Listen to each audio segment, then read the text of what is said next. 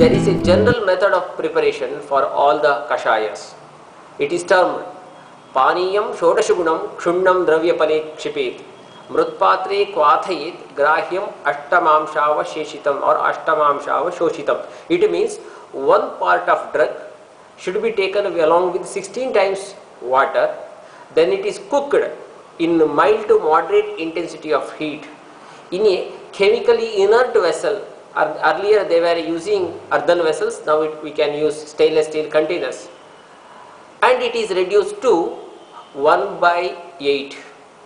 It means one part drug is mixed with 16 times water and reduced to 1/8, means reduced to the amount of 2 parts. Example, if it is taken along with the 10 grams of powder, it is should be mixed with this 160 ml of water and reduced to 20 ml. That is the correct method which we should employ for almost all the decoctions. Other than that, we are having several kinds of decoctions, as you have asked. There are different methods of kashayas. In the classical literatures, the examples are cited, especially in Harit Sanhita it is quoted.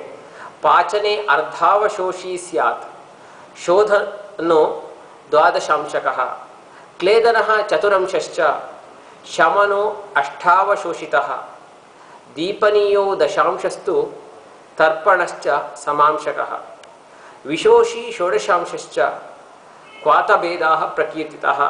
In this way, they have specified different kinds of decoctions. Especially they have mentioned total 7 kinds of decoctions. They are also quite interesting. We say that all the decoctions are having carbonative or digestive property, because all diseases are because of mandagni, reduced digestive fire according to us. So decoctions are the first choices. Among the decoctions also, they have told, if the decoction is just boiled, means if drug is taken, whichever may be the combination, if the drug is taken and just cooked, then it is contributing much of the nourishing constituents to the body. Example, if we take Triphala Kashaya, which is acting as a laxative, along with the laxative benefit, we are getting nutritive benefits out of it. We may use Chitraka Kashaya. Chitraka is a penetrative, spicy substance, medicament, and it is indicated to induce good digestive fire. But in spite of that, by the nature, it is contributing nutritional factors to the body. It is nourishing the body. Whereas, if it is reduced to the extent of 1/12 or 1/16, its action will be more deep penetrative by the time carbonative, more than carbonative and digestive benefit, deep penetrating effect will be there. Shodhana benefits we are getting, and nourishing benefits will not be there. So that is the indirect hint we are getting, that whenever we have to take the water, boiled water, it should not be reduced to half or 1/4. Instead, it should be just boiled for 2 to 3 minutes and it should be consumed. By the time it will be capable of pacifying our thirst. Otherwise, initially it may pacify our thirst, thereafter it may cause burning sensation in long term, or it may reduce the body.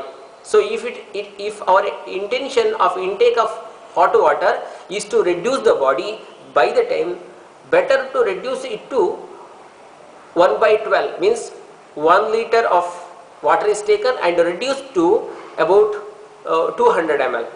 Such a water if we take, it may give more and more lipophilic action. It may reduce the fat.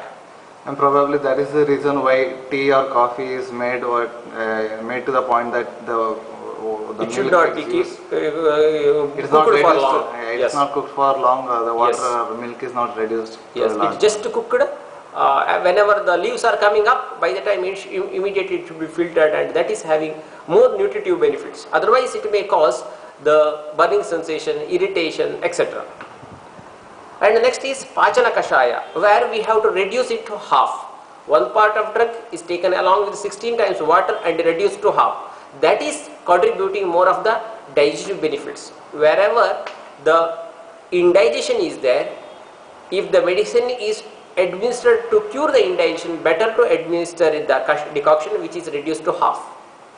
and to contribute kledana wherever the moisture is reduced, or if the person is tired, if lethargic, by the time the decoction which is prepared by reducing to 1/4, that is classically mentioned as padam shishesha kashaya, better to administer it. Whereas to get shamana benefit, means for curative benefit, if the kashaya should be reduced to 1/8. By the time more of the chemical constituents which are required for curing the illness will come to the media of water. That is the main intention of decoctions, means in the media of water the chemical constituents will be dissolved when it is cooked. Next is deepaniya effect, deepana, where it should be reduced to 1/10. 1 part drug is taken, 16 times water is added and reduced to 1/10. That is contributing good carminative benefit. If the person is having good appetite but he can't take the food, in that cases such deepaniya kashayas, carminative decoctions are beneficial. And next, shodhana kashaya, wherever purification is required, wherever channels are blocked, sroto sangha we say, in such conditions or ama conditions, anorexia, ruchi conditions, wherever digestive fire is decreased, in these cases better to administer the decoctions which are reduced to 1/12. Whereas only when, if the individual is having good strength, body strength is good, his mental status is also very good, and if a person is having long standing illness, and if the person is suffering from kaphaja disorders, by the time better to administer a decoction which is reduced to 1/16, because in classical literature itself it is mentioned that it is a vishoshana kashaya.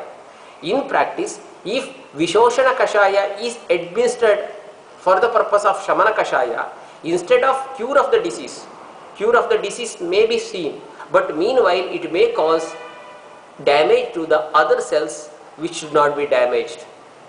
Is it applicable to only for a few decoctions, or this law of reduction is applicable to all the decoctions?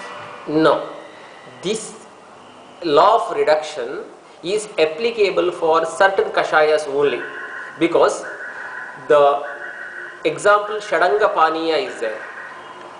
Shadanga Paniya is a kind of kashaya, but where the Musta Parpata Koshira Chandana Udicha Nagari Shrutam Sheetam Jalam Deyam Pipasa Jvaranashanam, there the drugs are taken along with 60 times water, 64 times of water, and reduced to half.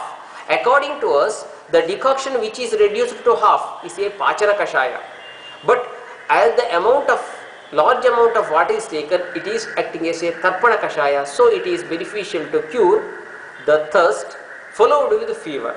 So it is applicable only for some of the decoctions, it cannot be made universal. But if a person is suffering from pythic disorder, but he is not having digestive fire, or if he is having indigestion, in that case better to administer the Chandanadi Kashaya by reducing it to 1/2, means reducing to half. By the time we are getting the Shamana benefit along with Pachara benefit, which is very much